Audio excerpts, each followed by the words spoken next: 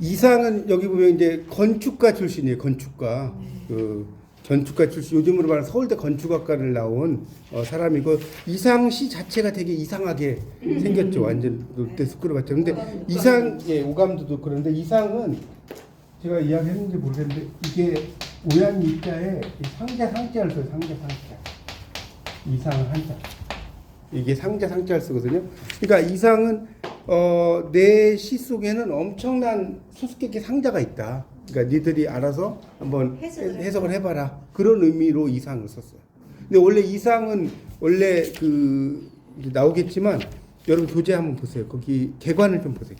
개관을 보면서 또 좀 설명을 드릴게요. 네. 그러니까 원래 이제 이상은 보면 김혜경이에요. 김씨예요. 김혜경. 그러니까 이게 사람들이 이상이니까 이신 줄 알아요. 네. 전혀 이시가 아닙니다. 김혜경. 그러니까 바다와 같은 넓은 땅을 다스리는 관리가 되라. 그래서 김혜경이라고 이상을 이야기했는데, 그래서 이상은 1930년대 모더니즘을 대표하는 그 작가였고요. 그 다음에 그 밑에는 뭐 크게 영향가 있는 내용 없고, 하여튼 이상은, 그래서 이상에 대한 두 가지 평가가 있는데, 이상은 천재다 아니면 또라이다. 이 두 가지의 평가가 있어요. 극과 극이에요. 정말 똑똑하다는 사람도 있고, 이게 무슨 신이야라고 또 생각하는 사람들도 있어요. 근데 천재가 더 가까운 거. 네, 그렇죠. 근데 천재에 가깝죠. 이 시의 형태를 보면. 이상시 막 공부하다 보면요, 막 수열의 극한까지 나와요. 막 리미트, n이 무한대로 갈 때. 여러분 막 고등학교 때 장난이 아니었죠, 공부하다가. 그런 것까지 나온다니까요. 근데 하여튼, 그래서 이상은 이제 그 날개를 비롯해서 소설이 이 종합적으로 이제 양상을 그려내는데, 두 번째 단락을 보시면 오감도가 있어. 이 오감도는 원래 조감도를 이제 이야기한 겁니다. 오감도라는 말은 없고요. 조감도예요. 왜 조감도냐면 건축가에서 그 새의 눈높이에서 바라보는 그 건축물 조감도라고 하는데, 이제 이걸 오감도로 쓴 거예요. 그러니까 원래 세조자를 이렇게 쓰는데 이거를 까마귀 오자를 쓴 거예요. 까마귀 오자. 오감도란 말은 새로 만든 창조어인데, 오감도라는 것을 이상이 썼을 때 왜 그러면 오감도라고 썼을까? 여러분 왜 오감도라고 썼을까? 이상은 이건 뭐냐면 식민지 지식인의 비애를 이야기합니다. 까마귀는 어떤 절대 고독을 상징하거든요. 그래서 식민지 지식인의 비애를 오감도라고 표현했다. 어렵지 않죠? 그렇게 이해하시면 될 것 같습니다. 그래서 이제 날개라는 작품 소설도 있고 오감도라는 것도 있고요. 그래서 이제 뭐 그 밑에는 뭐 넘어가세요. 그 정도만 하시고, 그다음에 이제 마지막 단락을 좀 보면 이상은 짧은 한 28살 정도밖에 안 살았어요. 그렇지만 50년대 모더니스트들을 비롯한 후배 작가들에게 동경과 존중의 대상이 되었다. 그렇게 이해하시면 되겠습니다. 자, 77쪽부터 볼게요. 그래서 이상은 거기 77쪽이 첫째 줄 나오죠. 한자로 상자라고 나왔죠. 이상. 그래서 이상은 그래서 원래 이제 서울대 건축과를 나왔는데 왜 그럼 이상이냐?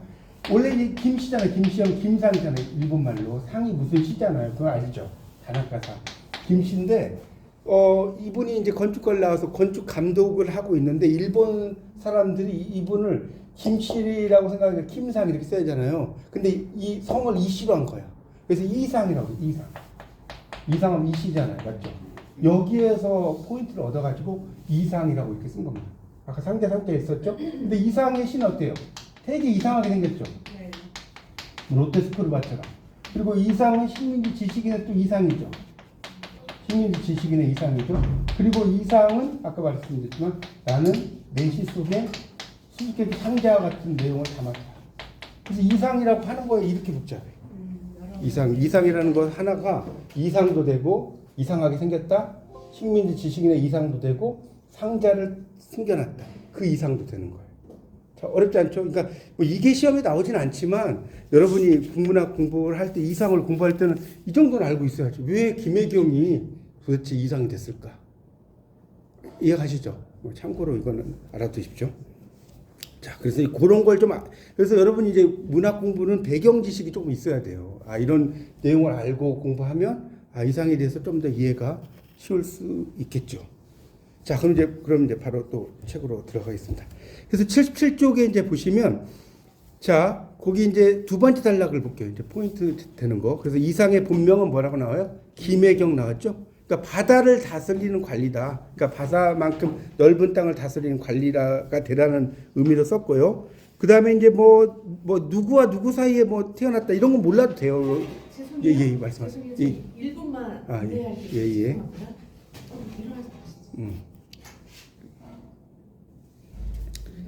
자, 그래서 말은 해도 되죠? 예. 그래서 김혜경이라고 하는 게 바다만큼 넓은 땅을 다스리는 관리가 되라 이런 뜻이라고 했습니다. 자, 되셨죠? 그리고 이제 쭉 내려가 그 두 번째 단락 뭐 몰라도 돼요. 그 밑에 있는 거는 잘 몰라도 되고 중요한 거는 쭉 내려가다 보면 밑에서 한 세 번째 줄 정도에 보면 지금 보면 방송통신대 그 해화역에 가면 있잖아요. 네. 그 자리에 경성고등공업학교가 있었어요. 이제 옛날에 그러니까 이게 요즘으로 말하는 서울대학교예요. 경성고등공업학교라고 썼지만 서울대학교 요즘으로 서울대 건축과 입학을 한 거예요. 서울대 건축과 입학을 했고 우수한 성적을 유지했다. 여기 나오고 있습니다. 그것만 알면 돼요. 됐죠? 경성고공이 서울대라고 보시면 됩니다. 건축과를 그것도 수석으로 졸업해. 그냥 졸업이 아니라. 그래서 총독부에 이제 그 기수로 특채되고 이것만 봐도 천재다. 천재 똑똑하죠. 맞아요. 그래서 이제 뭐 여러 가지 생활했다. 그러니까 이 정도만 알면 돼요. 뭐 밑에 다른 건 잘 몰라도 되고 넘겨보세요. 이상에서 또 공부할 포인트들이 있어요. 78쪽으로 가보면 이상이 본격적으로 작가로서 이력을 지기 시작한 것은 자 78쪽 셋째 줄입니다. 자 여기 보면 이제 여기 장편 12월 12일을 나오죠. 연재를 했고 31년에 조선과 그 건축의 일문시 일본어로 된 시예요. 이상한 가역 반응, 조감도 등을 또 발표도 했습니다. 그러니까 오감도도 있고 조감도. 그다음에 이 사람은 건축가 출신이니까 조감도 있다고 그랬죠. 그런 여러 가지 작품을 써. 근데 여기서 하나 재밌는 것은 건축무한 육명각체라고 나오나요? 네. 이거는 이제 아마 방송에서는 이런 말씀 안 하셨을 거예요. 근데 저는 이상을 좀 제가 좋아해가지고 이상 공부를 좀 많이 해서 학교 다닐 텐데 이상의 건축무한 육명각체가 뭐냐면 이건 참고로 알려드릴게요. 이 네모 속에 이 마른 모가 계속 있는 거예요. 네모 속에 마른 모가 있다는 건 뭘 의미할까요? 이게 이 상징이 뭘까요? 이게 뭐냐면 백화점의 계단을 말해요. 그러지 않아요? 딱 보니까 네. 백화점 계단 보면 뭐 네. 이렇게 있잖아요. 그러니까 이게 백화점에서 물건 사는 이야기예요. 이상한 그 건축무한 육명각체라는 게 대단하죠. 여기에 보면 그러니까 여러분이 이상만 갖고 공부해도 4년 걸려 최소. 그게 뭐라고 유명각체. 예, 이게 백화점 이야기예요. 백화점의 계단을 이야기해요. 대단하지 않습니까? 생각하는 게 발상이. 근데 여기에 보면 막 쾌청의 공중에 붕유하는 제트백호를 찾아서 막 이런 말 나. 이 붕유라는 것은 장자에서 나와요. 장자에서 그 붕쇠 이야기가 나오거든요. 그 이야기는 또 길어지니까. 어쨌든 이런 이상이라는 사람은 막 동양의 막 노자, 장자 이런 걸 다 읽었어. 네, 그런 사람입니다. 뭐 그 정도만 알아두세요. 그리고 이제 이런 여러 가지 활동을 했고 또 하나 이상에서 여러분이 꼭 알아두실 것은 종로에 그 금홍아 해가지고 기생 나오는 거 있죠. 기생 금홍을 만나요. 이게 영화로도 있어요. 금홍아가. 그리고 제비를 기업을 해요. 종로의 다방을. 그래서 이제 다방이라고 했지만 결국 문인들이 만나는 곳이에요. 여기서 뭐 차를 팔려고 하는 것도 하기보다는 그런 그냥 명목상 만들어 놓고 이해가시죠. 그래서 구인회를 이거 되게 잘 나와요. 구인회. 이상하면 구인회를 빼놓을 수가 없습니다. 그래서 구인회 뭐 동인까지 여러분 이름까지는 알 필요는 없어요. 근데 이제 그 중에서 김기림이나 뭐 박태원 이런 사람이 있다는 것만 알면 되고요. 그래서 이제 구인회에 뭐 가입을 했다 이 정도만 이해하시면 될 것 같습니다. 자, 그 다음에 그 밑에 이제 오감도는 아까 좀 설명을 드렸어요. 그 다음 단락. 그래서 여기 오감도라는 제목의 연작시를 발표했는데 이 오감도를 가지고 발표를 했을 때 재밌는 거는 사람들이 이게 신문에다가 연재를 했어요. 연재를 했는데 사람들이 이게 무슨 시냐고 막 그 항의가 빗발쳐요. 왜 항의가 빗발치냐면 여기는 이제 오감도에서 안 나오는데 그 오감도에 처음에 어떻게 나오냐면 한 명의 아이가 지나가고 두 명의 아이가 이게 나오는구나. 86쪽을 보세요. 86쪽. 이걸 조금 보면 설명드릴게요. 작품 원문 및 해설에 보면 공포가 확산되는 구조 오감도시 제1호라고 나올 거예요. 13인의 아이가 도로로 질주하오. 나오죠? 네. 13명의 아이는 아이거든요. 도로로 질주해. 길은 막다른 골목이 적당하오. 나오는데 띄어쓰기가 있어요, 없어요? 여기는 지금 띄어쓰기가 그 원문, 이 책의 원문을 보면요. 띄어쓰기가 하나도 안 됐어요. 자, 띄어쓰기가 하나도 안 되는 걸 우리가 뭐라고 하는지 아세요? 그거를 자동 기술법이라고 합니다. 자동 기술. 보통 이야기하는 띄어쓰기를 하나도 쓰지 않습니다. 자동 기술법 그냥 그렇게만 알아두세요. 띄어쓰기가 원문에 하나도 안 됐습니다. 그러면 자, 그럼 보세요. 13의 의미가 뭐냐? 왜 13이냐? 이거에 대해서 이제 학자들의 설이 많은데 어떤 설이 이제 일반적이냐면 우리나라 조선 팔도하고 북한하고 다 합하면 13이래요. 13도. 뭐 전라도, 경상도 뭐 해가지고 평안도, 함경도 해서 다 따지면 13도래. 그래서 13이라고 하는 것은 이 남북의 13도를 가리킨다는 설이 있고요. 또 그렇게 설이 있고 막 또 하나는 뭐 예수님과 예수님의 12제자가 있잖아요. 기독교적으로 보면 또 그런 설도 있고 물리학으로도 보더라고요. 예, 뭐라고? 물리학으로도. 그러니까 뭐 물리학으로도 보고 여러 가지로 봐요. 제가 뭐 다 여기서 또 수업 시간에 이야기하기는 또 그런 이야기도 있고 마광수는 또 다르게 해석도 하고 막 그래요. 근데 어쨌든 해석의 여지가 되게 많은 이야기고, 그러니까 길은 막다른 골목이라는 건 뭐냐? 어떻게 보면 아포리아를 가리켜. 아포리아. 여러분 아포리아가 뭔지 알아요? 데리다가 이 아포리아는 뭐냐면 포리아라는 게 통로고요. 어가 없다는 뜻이에요. 통로가 없다. 통로가 없다는 뜻이 아포리아. 이게 무슨 말일까요? 통로가 없다는 것은 우리가 일제치하이기 때문에 더 이상 들어갈 통로가 없다. 이런 뜻도 되겠죠. 이러지도 저러지도 못하는 상황. 딜레마는 들어봤어요?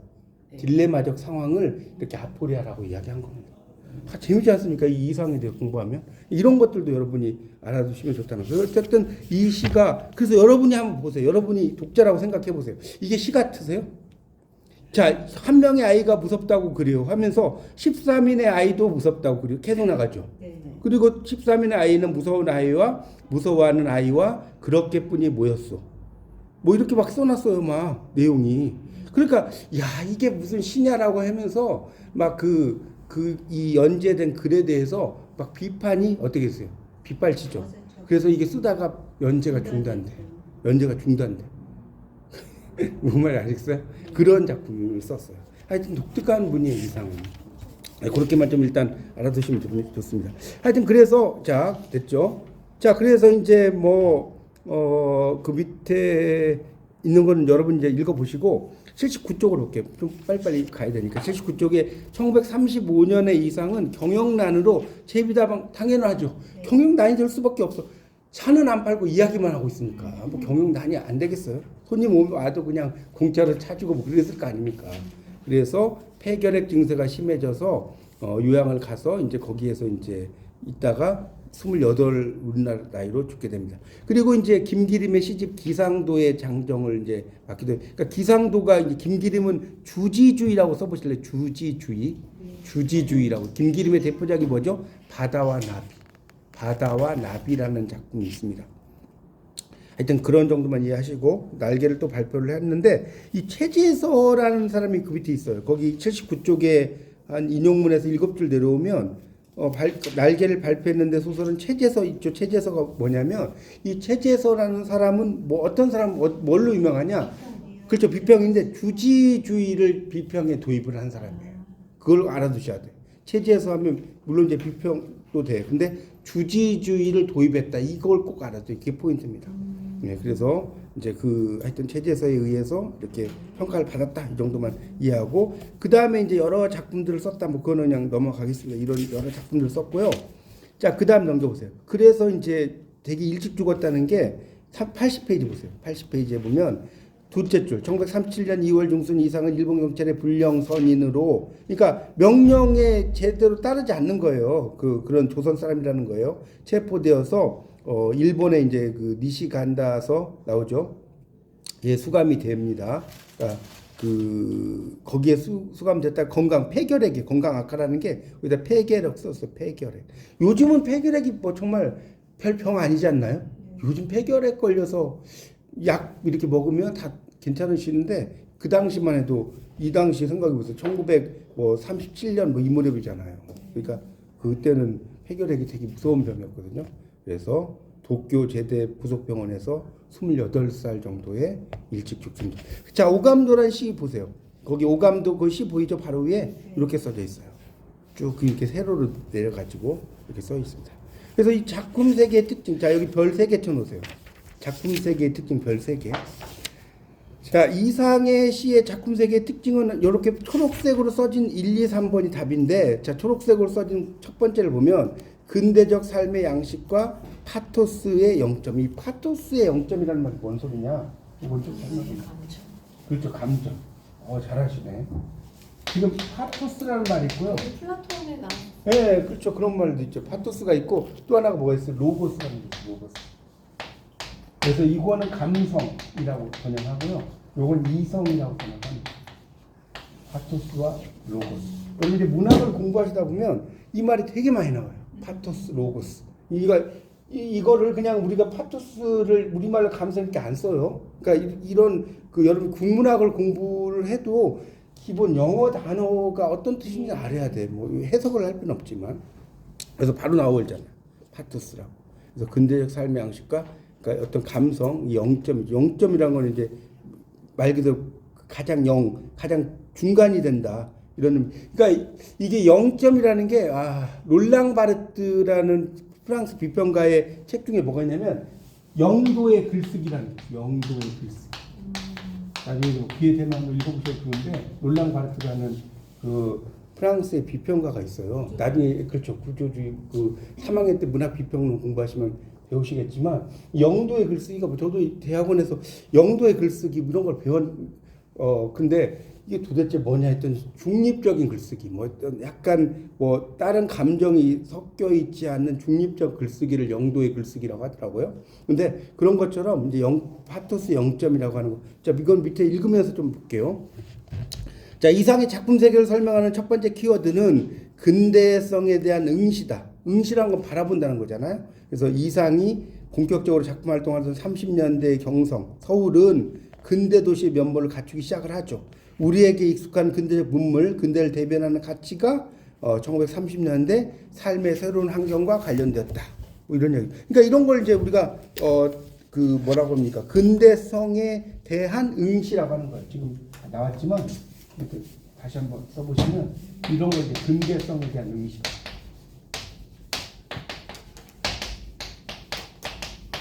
이렇게 써보세요. 근대성에 대한 응시를 이야기하고 있다. 이렇게 정리하시면 될 것 같고요. 자, 81쪽을 그래서 보겠습니다. 그래서 이제 근대적인 상황에 대해서 이렇게 응시를 하고 있다는 것 정도만 이해를 좀 하시면 됩니다. 그래서 이제 그 영도라는 게 뭔지가 초록색으로 인용문이 나와 있을 거예요. 거기에 나와요. 한번 볼까요? 세상이라는 것은 우리가 생각하는 것과 같은 게 아니라네. 거기 밑으로 하나 쳐놓으시고, 중략 밑에 또 여기 4줄 밑줄 있어요. 중략 밑에 그리하여 다음에 있죠. 인간을 바라볼 때 이 일상의 그 이면을 보고 그러므로 말미암아 기쁨도 슬픔도 웃음도 광명도 이러한 모든 인간으로서의 당연히 가져야 할 감정의 권위를 초월한 그야말로 아무 자극도 감격도 없는 영점에 가까운 인간으로 변하고 말았다. 그러니까 보세요. 그러니까 이제 좀 알겠죠. 감격도 아무런 자극도 감격도 없어. 그러니까 중립적이라고 할때 영점이라는 게 중립적인 인간을 바라볼 때 그렇게 변하고 말았다라고 이야기하죠. 그래서 이제 인간에 대해서 이렇게 이야기를 하는 것이 이제 나옵니다. 그래서 근대적 삶의 양식과 파토스의 영점이라고 하는 게 인간은 너무 우리가 주정시를 보면 너무나 감정적이고 주지시라고 하는 건 너무나 또 지적이잖아요. 그 중간적인 그런 것을 갖는 거. 그러니까 우리가 김영랑이라든가 앞에서 좀 제가 말씀드렸지만 그런 사람하고 또 스타일이 다르죠. 이해 가시죠? 모란이 지고 말면 그뿐 내 한 해는 다 가고 말아 360날 한양 섭섭해 우옵내다. 그 김영랑은 완전히 막 그 감정을 바깥으로 드러내버리거든요. 그리고 이제 그의 반면에 김기린 같은 시인은 주지시 바다와 나비라는 시를 읽어보면요 감정을 엄청나게 배제해. 그러니까 그 주정시와 영점이라는 게 헷갈리시면 이렇게 생각하시면 돼요. 주정시와 주지시의 중간 정도, 딱 중간에 있는 그런 존재가 누구다? 이상이다. 이렇게 이해하시면 될 것 같습니다. 그런 내용들이 이제 밑에 있으니까 읽어보십시오. 그래서 다시 영점에 대한 게 뭐가 나오냐면 82쪽을 보세요. 82쪽을 보면 거기 두 번째 단락을 좀 볼게요. 82쪽의 두 번째 단락에 근대에 대한 이상의 흥미로운 인식은 바로 이 지점에서 드러난다. 삶을 감정의 권위를 초탈한 아무 자극이나 감격도 없는 0점에 근접시킨다 라고 했고요. 쭉 내려가다 보면 그로부터 비롯되는 그 다음에 밑줄 세요. 격한 감정들에 휘말리지 않는 태도. 자, 밑줄 쫙 치세요. 격한 감정들에 휘말리지 않는 태도. 이게 바로 0점의 태도라고 써놓습니다. 거기다 0점의 태도. 격한 감정들에 휘말리지 않는 태도를 0점의 태도라고 이야기합니다. 0점의 태도. 이제 좀 감이 오세요? 그러니까 0점이 뭔지 모르겠다. 주지시와 주정시의 중간. 어떤 감정을 너무 지나치게 이야기하지도 않고 너무 배제하지도 않는 그런 상태다. 그 정도만 여러분이 이해하시면 될 것 같습니다. 자, 83쪽. 다른 거는 건너뛰고요. 그 2번 근대에 대한 건축학적 투시에서 세 줄 위로 올라가 보세요. 초록색 그 세 줄 위로 올라가면 그 세 줄 밑줄 치세요. 이상의 시가 감정이나 정서를 풀어내는 것이 아니라 근대적 삶의 양식을 꿰뚫어 보고자 하는 의지가 얻어낸 구조나 도식의 특징을 띠게 된 것은 이런 맥락과 관계 깊다. 자, 앞에 연결됐죠? 풀어내는 거는 아까 뭐라고 했어요? 주정이라고 그랬죠? 주정적이 아니라는 거예요. 그리고 근대의 삶의 양식을 그냥 꿰뚫어 보고자 하는 의지, 이런 것들을 나타내고 있다. 그러니까 이상의 시를 이렇게 보면 막 감정이 막 격화돼가지고 된 게 별로 없어요. 김영랑하고는 상당히 달라. 여러분 김영랑 시 읽어보세요. 그러면 막 약간 감정을 정말 여성보다도 더 감정적이에요. 김영랑 시 읽어보면. 그런데 그래서 김영랑을 여러분 뭐라고 하는지 아세요? 김영랑을 소월 북쪽에 소월이 있으면 남쪽에 영랑이 있다. 이런 말 들어봤어요? 그래서 김영랑을 남도의 소월이라고 하는 거예요. 남도의 소월. 여러분 전라남도 강진에 가시면 김영랑 생가가 있어요. 꼭 가보세요. 김영랑 생가가 전라남도 강진에 있습니다. 자, 다시 근대에 대한 건축학적 투시는 당연하죠. 왜? 이상이라는 사람이 건축학과 출신이라고 그랬잖아요. 그러니까 건축학적 투시겠죠. 당연한 이야기죠. 그래서 이제 보세요. 왜 나는 미끈하게 솟아있는 근대 건축물의 위용을 보면서 먼저 철근 철골, 시멘트, 세사, 이거 가는 모래라는 뜻이, 세사가 뭔지 모르면 가는 모래 이렇게 써놓으세요. 가는 모래, 이것부터 섬뜩하니 감흥하느냐 말이다. 이렇게 나왔죠. 그러니까 당연히 이 사람은 건축학과 출신이다니까 어떤 여러분들 전공에 맞게 뭔가를 보는 관점이 내가 어떤 걸 전공하느냐에 따라서 달라지는 거예요. 그렇지 않나요? 그렇게 이해하시면 돼요. 그렇게. 하여튼 그렇게 정리하시고요. 자, 넘어가 보세요. 자, 그래서 이제 84쪽 부분으로 이제 가보면 84쪽. 그래서 이제 그 이상에 대해서 이제 그 위에 나오는 두 단락은 건너뛰고요. 그 84쪽의 마지막 단락을 보겠습니다. 이상은 거기 왜 나는 미끈하게 솟아있는 근대 건축의 이용을 보면서 철근, 철골, 시멘트, 세사 이것부터 감흥하느냐는 말이다 하고 토로라고 하는 것은 제가 이것도 한번 설명을 드렸을 텐데 토로라는 건 이렇게 써요. 한자 토로. 토할 토자에 드러낼 노자거든요. 여러분 이제 문학 공부하다 보면요, 이 토로란 말이 되게 많이 나와요. 감정을 토로한다. 이거 뭐냐면 토하고 드러낸다. 감정을 이렇게 바깥으로 드러내. 이게 이슬로도 돼. 참이슬 할 때 진로도 되지만 이게 드러낼 로도 된다. 발로 한다. 들어보셨죠? 그래서 토로는 바깥으로 드러낸다. 자, 여기까지 정리가 되셨을 거예요. 그래서 이것을 숙명의 슬픈 투시벽이라고 표현했다. 이상은 낯선 근대를 익숙한 곳을 치환, 바꿔버리거나 근대로부터 매혹과 불안을 동시에 느낀 대신에 감정과 정념을 0점에, 그러니까 0점은 아까 제가 설명했죠. 중간적인 관점이라고 그랬어요. 그것을 꿰뚫어 보고자 했다. 그러니까 다시 말해, 이게 좀 더 부연 설명하고 있네. 뭐예요? 감정과 정념을 철저히 배제하고 근대라는 사태를 구성하는 재료가 무엇인지 어떤 구조로 결합되어 있는지를 투시해 보고자 했다. 그러니까 건축가 출신답죠. 그래서 건축가 수석 졸업생이에요, 김혜경. 그래서 이제 그런 사람이라는 거. 그래서 오감도라고 하는 것도 이렇게 이야기를 할 수 있는데, 다시 말하지만 오감도는 뭐다? 식민지 지식인의 비애 이런 걸 나타냈다. 까마귀의 눈으로 바라본 거라는 거예요. 그래서 여러분 그 재미있는 것은 지금 서울역 있잖아요. 제가 이게 어떤 강의에선가 이렇게 들었던 이야기인데 서울역을 가보면 지금 이제 많이 발전했잖아요. 일제시대 서울역을 가면 이거 들어보셨어요? 서울역 자리가 하늘에서 이렇게 바라보잖아요. 그러면 대일본이라는 형상이 있대요. 저도 비행기 타고 안 가봤는데 진짜로 이거 제가 지어낸 이야기 아닙니다. 하늘에서 이렇게 딱 바라. 지금은 이제 바뀌어. 건축을 좀 바꿔야지. 그러니까 지금은 이제 서울역 옆에다 건물도 짓고 바뀌었죠. 그러니까 그 당시에 1931제 그 치하 때 위에서 이렇게 바라보면 대일본이라는 형상이 보인대. 밑에서는 안 보이는데. 대단하죠. 그렇게 뭔가 못된 거죠 완전히. 그렇답니다. 이건 제 지어낸 이야기 아니에요. 네. 자, 그래서 좌우지간 이 오감들을 비롯한 작품들이 이렇게 이상의 관점으로 되어 있고, 이거 또 나와요. 아까 이야기가 거기 두 번째 단락의 넷째 줄에 보면 이 일문 시들을, 그러니까 이상은 일본어도 되게 능통했어요. 그래서 일문 시들을 관통하는 것은 감정의 영점에서 근대를 직시하고자 하는 기하학적 추상 정신이다. 기하학이라는 게 뭡니까, 여러분? 도형 뭐 이런 거, 도형의 방정식 뭐 이런 거 아니에요? 그래서 우리가 철학을 하는 그 플라톤 있잖아요. 플라톤이 그 요즘 아카데미를 만든 사람이 플라톤인 건 알죠? 플라톤이 아카데미의 창시자예요. 이 플라톤이 어떤 이야기를 했냐면, 기하학을 모르는 자는 이곳에 들어오지 마라. 기하학을 모르는 자는 이곳에 들어오지 마라. 예, 옛날에는 철학자들이요, 과학, 수학을 다 했어. 그거 아시죠? 그래서 옛날에 아리스토텔레스가 지구에서 태양까지 거리를 측정했다니까 놀랍지 않습니까? 지금부터 3000년 전에 지구에서 태양까지 거리를 측정했는데 지금 광학현미경으로 측정한 거하고 별 차이가 없대요. 이게 놀라운 일이죠. 3000년 전에 이야기한 게.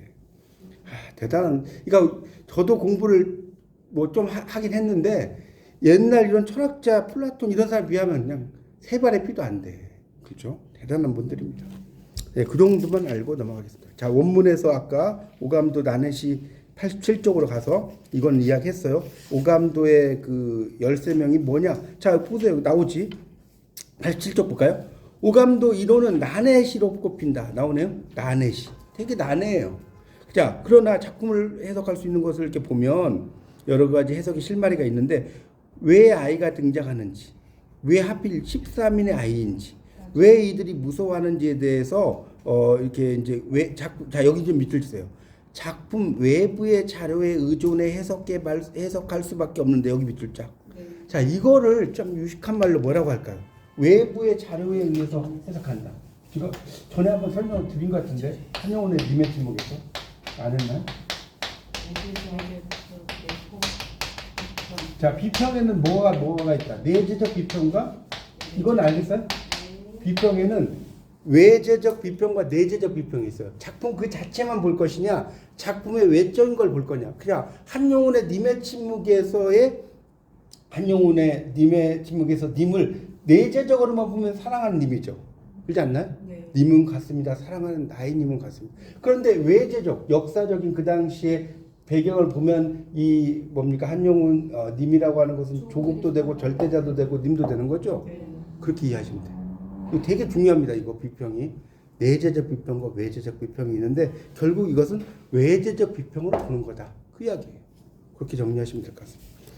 그래서 외재적 비평이라고. 그렇죠. 그러니까 이거를 다른 관점으로 이제, 그러니까 이런 거죠. 13인의 아이가 지나가면 말 그대로 그냥 13명의 아이로만 보는 거예요. 더 이상도 더 이하도 아니고. 근데 이거를 이 사람이 이제 뭐 여러 가지 관점, 그 남북이 뭐 그 상황 여러 가지 관점, 또 기독교적 관점, 뭐 여러 가지 관점에서 볼 때 그 해석의 다양성이 있을 거 아닙니까? 그걸 외재적 비평을 한다고. 되셨죠?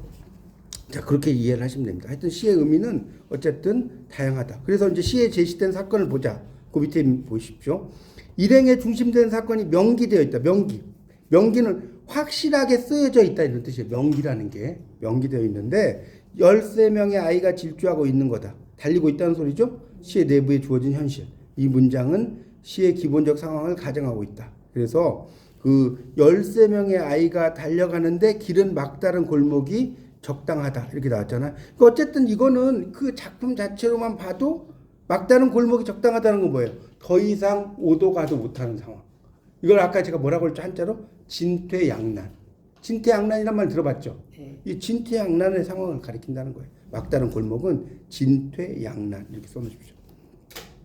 자, 그런 의미, 이제 이언에서는 이제 그런 내용들을 좀 더 연속적으로 드러낸다는 거예요. 분위기를. 뭐 그런 이야기를 쭉 써놨으니까 한번 읽어보시고요. 자, 88쪽. 계속해서 이제 이야기가 그래요. 뭐, 한 명의 아이가 지나가고. 그 다음에, 그래서 거기 88쪽 그 두 번째 단락을 좀 볼게요. 두 번째 단락. 3년에서도 종반까지 사정이 변함이 없다. 그런데 13인의 아이들의 질주까지 묘사돼. 달려가는 거. 다음 행에서는 다시 무대의 설정이 달라진다. 이게 나왔죠. 그러니까, 그렇게 하다가 이제 무서운 아이와 무서워하는 아이, 그렇게뿐이 모였다. 이렇게 나왔죠. 그래서 이제 그런 사람들의 그런 관점, 공포감 이런 것들을 이야기하는데 여기 보면 나오죠. 좀 내려가다 보면 3년의 중반부에서는 쭉 내려가 보세요. 한 7, 8줄쯤에 공포감이 증폭이 아니라 확산되는 단계에 이른다. 나왔죠? 그래서 스스로 공포를 느끼며 질주하면 아이들이 표정을 보고 공포를 확산시킨다. 그러니까 우리가 그러잖아요.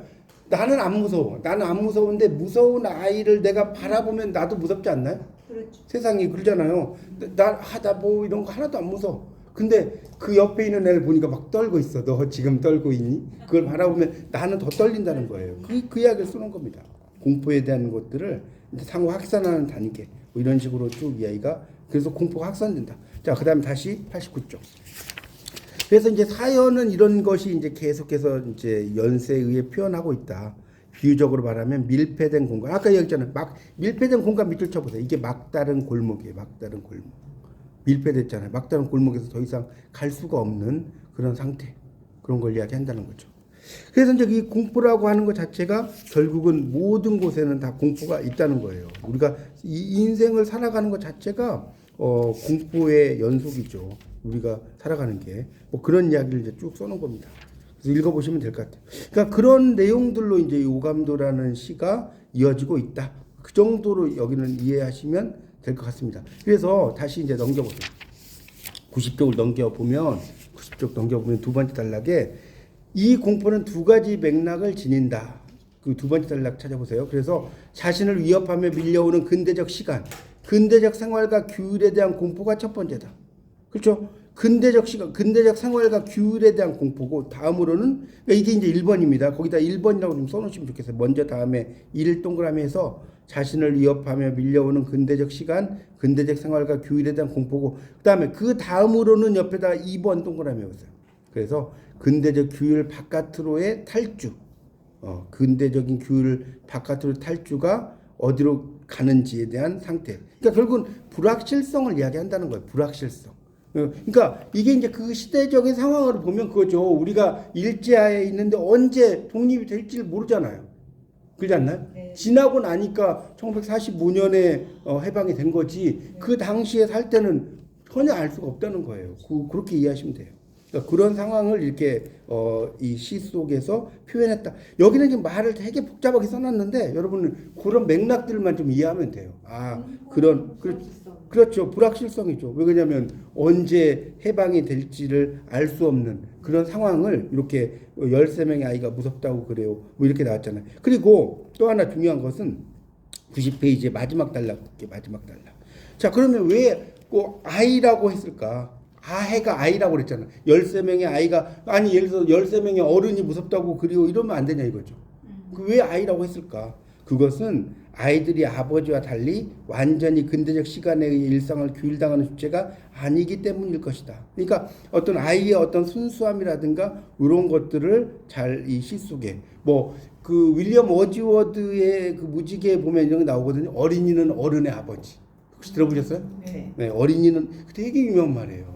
어린이는 그러니까 저도 얘가 예전에 영문학 공부할 때 어린이는 어른의 아버지가 뭔 소리야 했는데 어린이가 어른의 아버지라는 뜻이 아니라 그 어린이라는 아이의 어떤 순수함이 어른이 되어서도 영원히 존재한다는 뜻이더라고요. 제가 이제 그 식구에 대한 구절 영문학을 공부하면서 그때 알았어요.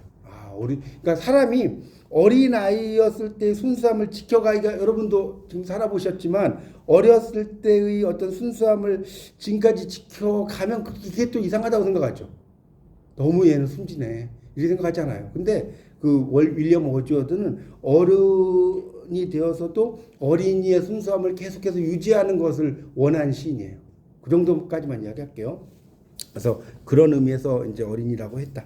자, 91조. 그래서 확산과 수렴 혹은 분열과 진단, 오감도 제2호와 오감도 뭐 4호 이렇게 나왔잖아요. 그러니까 이 오감도의 시들이 보면 여기 봐요. 나의 아버지가 나의 곁에서 이것도 띄어쓰기가 하나도 없어요. 아까 이야기했죠. 이런 띄어쓰기가 없는 걸 뭐라고 한다고요? 자동기술법이라고 하는 거예요. 자동기술법. 그러니까 여러분이 뭐 이게 자동기술법이 시험에 나오진 않아요. 근데 이상을 공부했는데 자동기술법을 모르면 안 되는 거예요. 그렇지 않나요? 그래서 그것도 알아두시면 좋겠습니다. 어쨌든 이상의 시에서 이제 그런 그 계속해서 이야기가 진행이 되는데 이것도 읽어보면 계속 나의 아버지가 되고 아버지가 되고 읽어도 도대체 뭔 소리인지를 몰라요. 그러니까 이게 뭐냐면 이 예상은 그거예요. 우리가 그 나의 아버지가 나의 곁에서 졸적이 아버지가 되고 이건 뭐냐면 여러분이 지금까지 지금 이렇게 세상에 태어나셨잖아요. 그러면 아버지 대신 어머니라고 해봅시다. 하여튼 뭐 한 뭐라고 그럴까 몇 천 년 전 내 누군가의 어머니에 의해서 또 어머니를 아이를 낳고 하여튼 어머니 해서 이렇게 됐을 거 아니에요. 여러분도 누군가의 어머니가 되어 있으시고 뭐 그러죠. 계속해서 이어진다는 거예요. 그러니까 아버지라고 하는 것도 내가 아버지가 있고 또 그 아버지가 있고 아버지들로부터 계속해서 이어지는 또 아버지의 전통 이런 걸 이제 이렇게 표현한 거거든요. 그러니까 여러분 이상의 시는 이걸 그 하나하나 자구에 맞춰서 해석하기가 힘들어요. 이상을 전문한 전공자들조차도 해석하기가 난해합니다. 그러니까 이런 큰 틀을 잡고 보시면 좋아요. 어쨌든 다시 이제 보세요. 그래서 이 91쪽에 인용시 두 번째 단락에 이 시를 의미를 중심으로 진술하면 내용 자체가 명료하다. 핵심은 자 이제 아까 설명드린 게 나오죠. 거기 밑줄 써요. 모든 아버지가 나로 수렴된다는 것이다. 그러니까 내가 태어난 건 아버지의 아버지. 또 나는 누군가의 아버지가 될 거고, 내 아들은 또 누군가의 아버지가 되고, 이렇게 간다는 거예요. 그 이야기예요. 그래서, 두 방향의 운동성, 나로 수렴되기 위한 조건이 제시되어 있다. 이렇게 이야기하죠. 그래서 계속해서 아버지들의 수렴. 우리가 수렴이라는 건 발산의 반대말이잖아요. 우리가 수렴, 발산 들어보셨죠? 발산은 쫙 퍼지는 거고, 수렴은 모아지는 거죠. 그런 것들을 가지고 이야기를 하고 있다는 거예요. 그래서 91쪽의 마지막 줄에 내가 아버지들의 연세를 느끼며 확산과 수렴의 두 방향의 운동을 넘겨보세요. 계시하게 되는 조건은 나의 아버지의 쇠잔함이다. 그 쇠잔함이라는 거는 이게 쇠할 쇠자의 그 나물 잔자거든요. 쇠잔이라는 게 한자가 쇠하다. 그러니까 허약하다. 잔이라는 건 남아있다. 뭐 이런 뜻이에요. 쇠잔함이라는 조금 말이 어려운지 모르겠는데 그런 의미. 그러니까 아버지의 쇠잔함을 인지한 것에 대한 대가로 아버지들을 이제 건사한 운명. 그러니까 여러분도 그 뭡니까 이게 남자일 경우에 여성 말고 남자일 경우는 내가 또 특히 아버지를 보면 아버지가 정말 뭐랄까 힘든 상황 이런 것들을 느낄 때가 있잖아요. 뭐 여성일 때도 그러겠지만 그런 걸 통해서 아버지의 어떤 세잔함 이런 걸 느끼고 나도 아버지처럼 어떻게 살아야 되겠다 이런 걸 느낄 거 아닙니까? 그런 것이 계속해서 이어지는 그 과정을 이제 이렇게 써놓은 겁니다. 세잔함, 측은함도 뭐 측은함도 들어가겠죠 당연히. 그러니까 그 글자 자체의 세잔함이 측은함은 안 들어가는데, 그러니까 그 쇠하고 또 남아있고 이런 의미니까 그걸 바라보는 관점으로 보면 측은함 말씀하신 것처럼 당연히 들어가겠죠. 그런 상황을 이야기했다는 거고요. 이 보세요. 환자의 용태에 대한 문제. 이 시가 이런 시가 있어요. 이게 이 시가 있습니까? 여기 막 1, 2, 3, 4, 5, 6, 7, 8, 9, 0 뭐 이렇게 했다가 0, 1, 2 뭐 이렇게 써놨잖아요. 이거 왔다 갔다. 그러니까 이게 어떻게 보면 맥박이 이게 왔다 갔다 하는 모습이 될 수도 있지 않습니까? 이상의 시가 이래요. 제가 이건 아무것도 아니야. 한때 제가 이상의 저도 시에 빠져가지고 그 이상 시의 뭐 자아 분석 이런 시가 그 시집이 있어. 이상 시의 자아 분석이라는 시집 보면 야 이게 완전 수학이구나.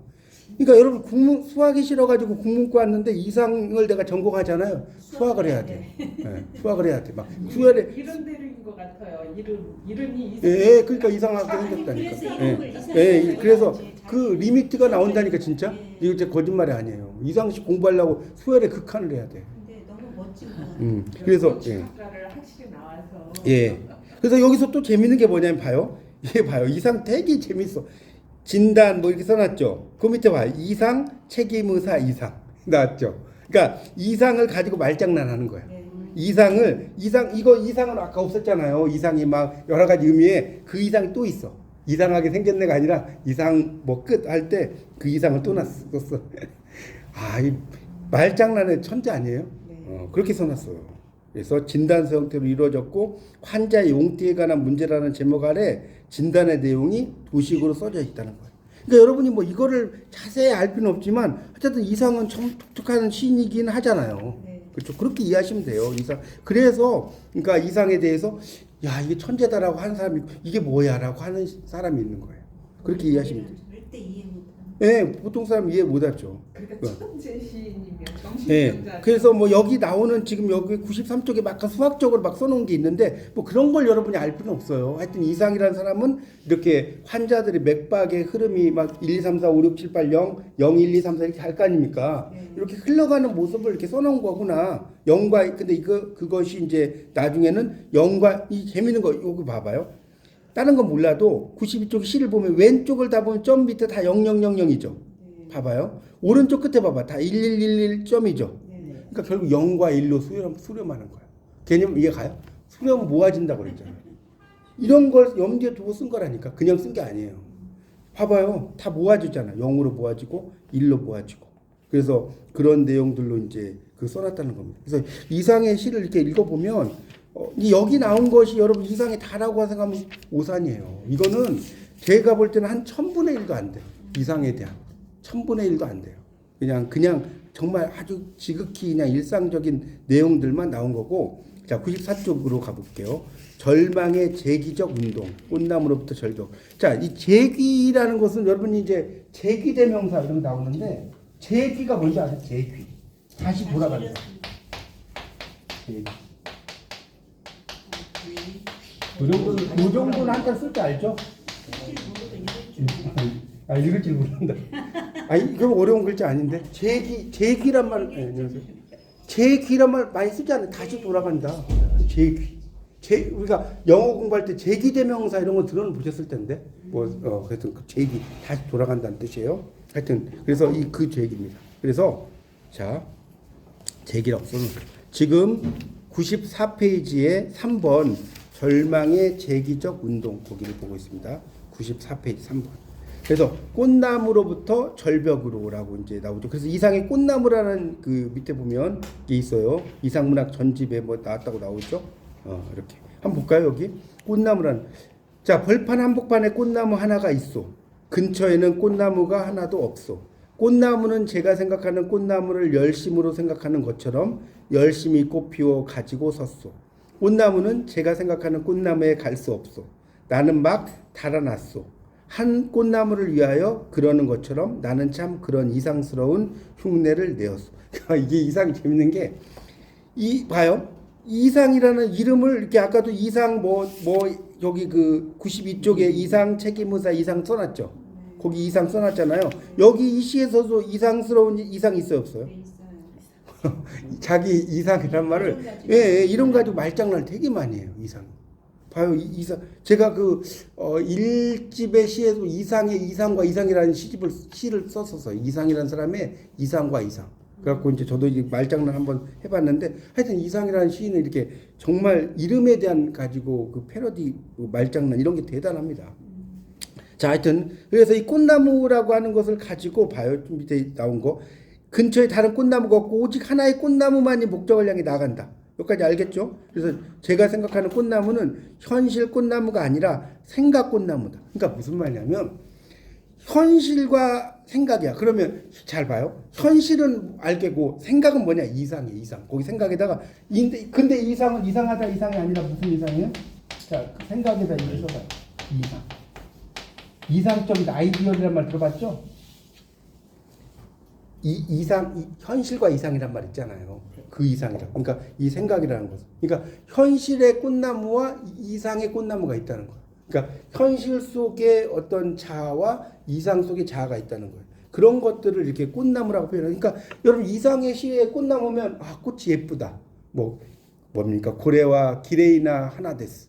이건 예쁜 꽃입니다. 일본어로 그러잖아요. 그러니까 그런 어떤 예쁜 꽃을 이야기하는 게 아니라는 거예요. 이상이 말하는 꽃은 자, 그런 의미. 이상이 여기는 지금 안 나오는데 하나 더 이야기 안 할 수 없는 게 이상의 시 중에 뭐가 있냐면 너무 유명한 이 시는 들어봤어요?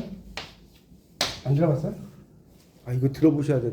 이상의 거울이라는 시가 있다. 이 고등학교 교과서에 나왔었는데 거울 속에는 소리가 없어. 저렇게까지 고요한 세상은 없을 것이요. 거울은 왼손잡이요. 내 악수를 받을 줄 모르는 왼손잡이요.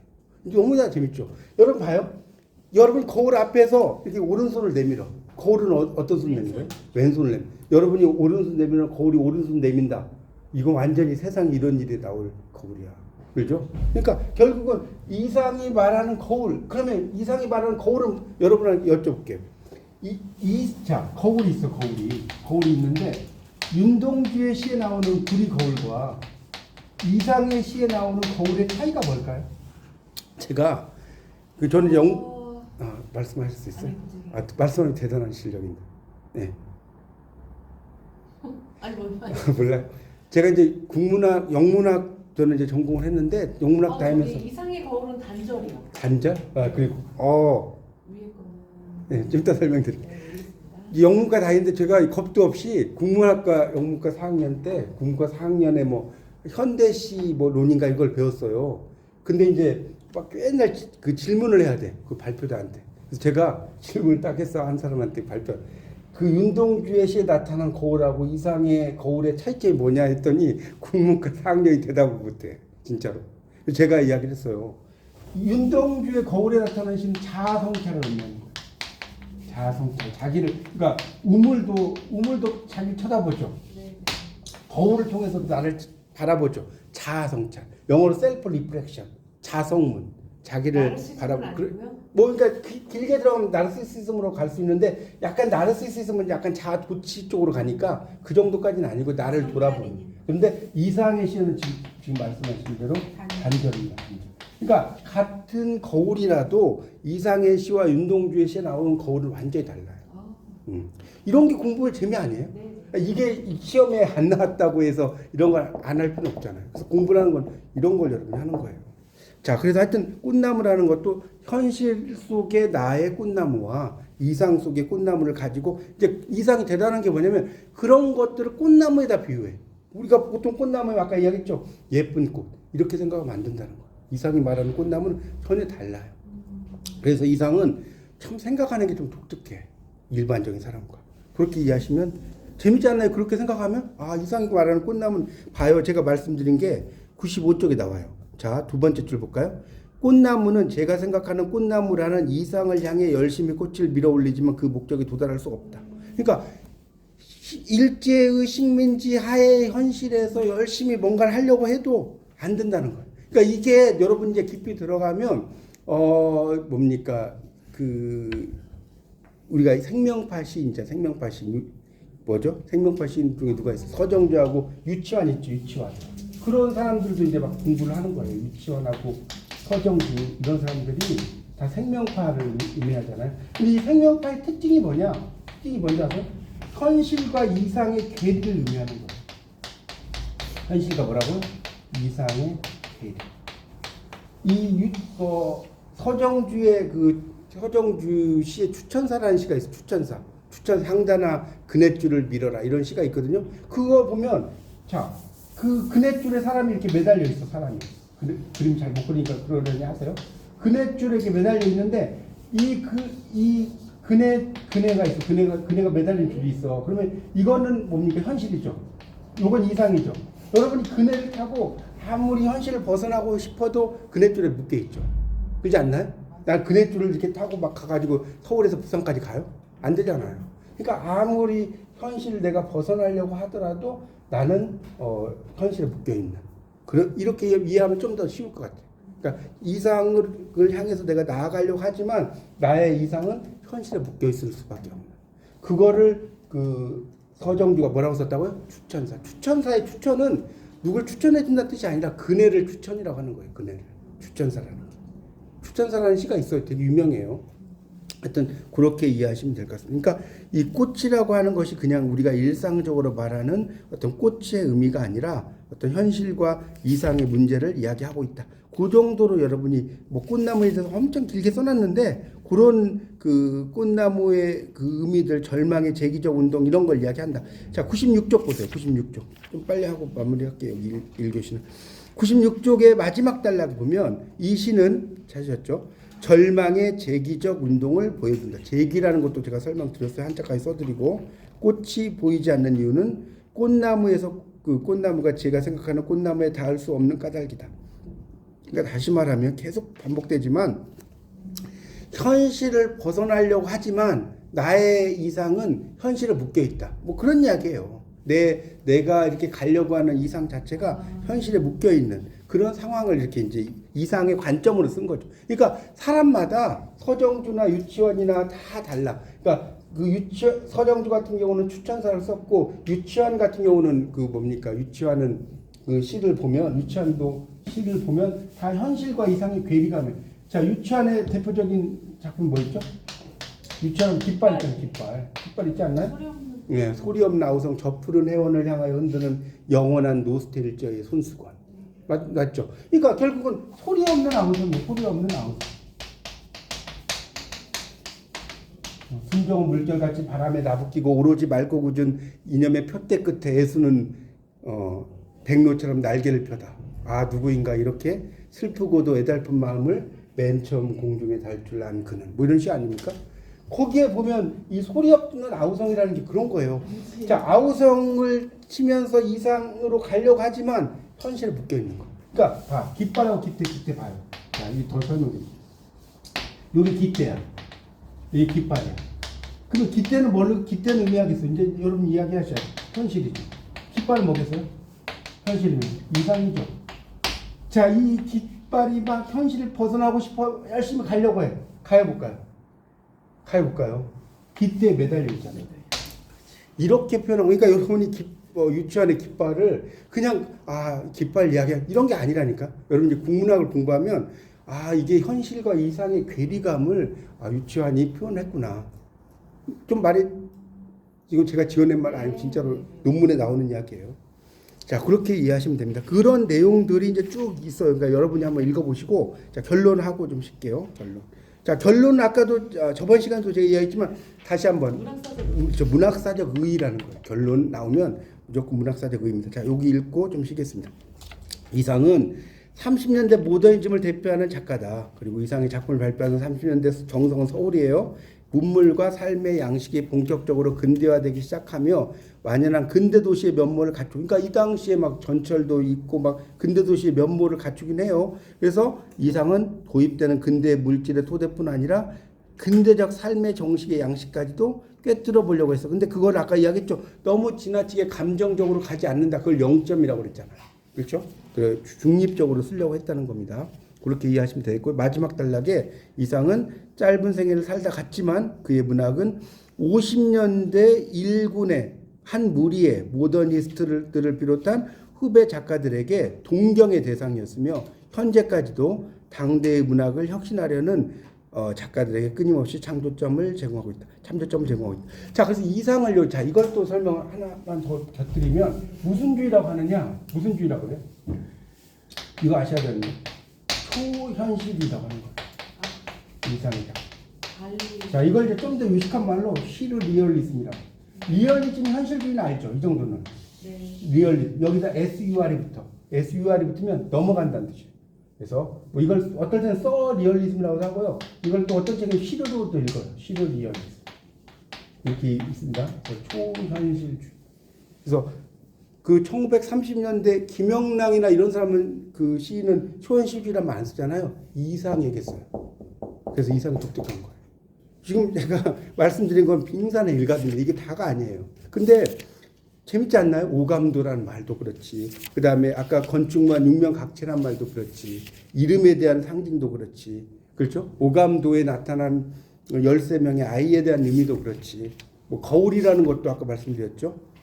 그리고 0점, 글쓰기 0점, 그 다음에 92쪽에 나오는 환자 용태에 대한 진단, 이런 것들 다 보세요. 이상은 상당히 독특한. 다른 그 당시에 이제 여러분이 다음 시간에 제가 백석을 이야기하겠죠. 완전히 판도가 달라. 백석하고 이상은. 이상의 추석 수업이에요. 아, 그래요? 재밌죠, 그냥. 그러니까 이성은 한도가 백석과는 완전히 색깔이 달라요. 그래서 그러니까 조금 어렵다고 생각할 수도 있지만 또 재밌는 거 아니에요? 시라는 게 색깔이 다 똑같으면 재미가 없잖아요. 그래서 그렇게 이해하시면 되겠습니다. 아,